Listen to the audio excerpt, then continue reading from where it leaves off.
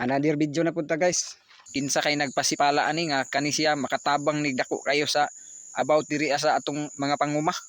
Kay kani siya manguha nig mga ilaga, manguha po ni siya og halas.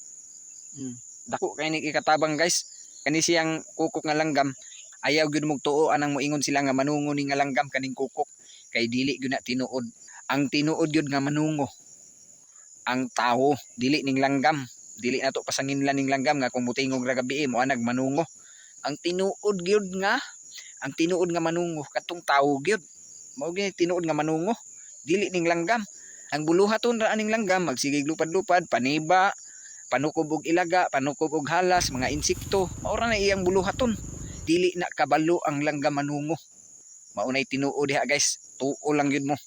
Kay kanang ingon-ingon nila nga ang king kukok nga langgam manungo kay mutingog og gabi dili na tinuod.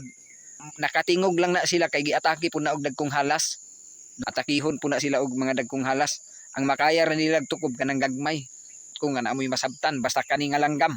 Ayaw gyud din yung nagpasipad basta makakita mong inani nga langgam. Kay dili na dangan sa inyong mga uma-uma. Dili na sila salot. Maunay makatabang sa palibot sa imong mga uma-uma kay kana sila manukob naghalas, manukob nagilaga. Maura na guys ang atong video karong adlaw. Daghang salamat sa inyong pagtan-aw. Hinaot ko nga naamoy nakatunan ani.